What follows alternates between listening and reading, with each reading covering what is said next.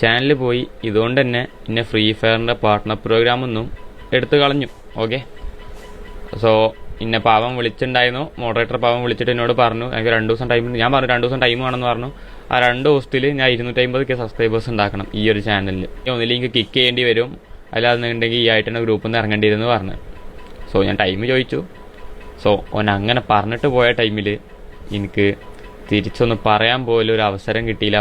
പിന്നെ എനിക്ക് തോന്നണില്ല ഇത് വെറുതെ യൂട്യൂബുകാർ മാത്രം തന്ന റിപ്പോർട്ടല്ല മീൻസ് സ്ട്രൈക്കാണെന്ന് ആരോ റിപ്പോർട്ട് അടിച്ച് കളഞ്ഞതോ അങ്ങനെ എന്തോ ആണെന്നാണ് എൻ്റെ ഒരു ഇതിൽ. ഓക്കെ, സോ എനിക്ക് ഓരോരുത്തരെ പറയാനുള്ള ഇപ്പം ഇൻസ്റ്റാഗ്രാം ആണെങ്കിൽ യൂട്യൂബ് ആണെങ്കിൽ റിപ്പോർട്ട് അടിച്ച് കളയുന്ന കുറേ ബാനേഴ്സും കാര്യങ്ങളൊക്കെ ഉണ്ട്. ഓരോരുത്തരെ പറയാനുള്ളൂ, നിങ്ങളൊക്കെ ഓരോരുത്തരെ ലൈഫ് വെച്ചിട്ടാണ് മക്കളെ കളിക്കുന്നത്. സീരിയസ്ലി പറയാലോ, ഓരോരുത്തരുടെ ലൈഫ് വെച്ചിട്ട് ഞങ്ങളെ കളിക്കണത്. ഓരോരുത്തർ ഇതിനും വേണ്ടി ചെയ്യുന്ന എഫേർട്ടും കാര്യങ്ങളും നിങ്ങൾ കാണുന്നില്ല, ടൈം സ്പെൻഡ് ചെയ്യാൻ കാണില്ല. ഇവർ ആരെ വീട്ടിലത്തെ അവസ്ഥ നിങ്ങൾക്ക് അറിയില്ല, എൻ്റെ വീട്ടിലത്തെ അവസ്ഥ പോലും നിങ്ങൾക്ക് അറിയില്ല. നിങ്ങൾ കണ്ടിക്കണമെന്നുണ്ടെങ്കിൽ ഈ പണി നിങ്ങൾ ചെയ്യൂല എന്നുള്ളത് സീരിയസ്ലി ഞാൻ പറയാലോ.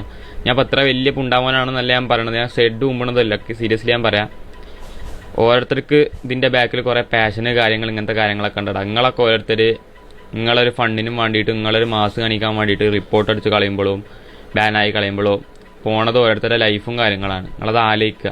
ഇതിൻ്റെ ബാക്കിൽ എഫേർട്ട് ഇട്ടിട്ട് ഇതിനായിട്ട് ലൈഫ് സ്പെൻഡ് ചെയ്തുകൊണ്ടിട്ടുണ്ടാവും ഇന്നെ പോലത്തെ കുറച്ച് ആൾക്കാർ. നിങ്ങളൊക്കെ ഓരോട് ചെയ്യുന്നത് ചെറ്റത്തരാണ്. സീരിയസ്ലി പറയല്ല, ചെറ്റത്തരാണ്. അങ്ങനെ തന്നെ ഞാൻ പറയും. എൻ്റെ ചാനൽ പോയി.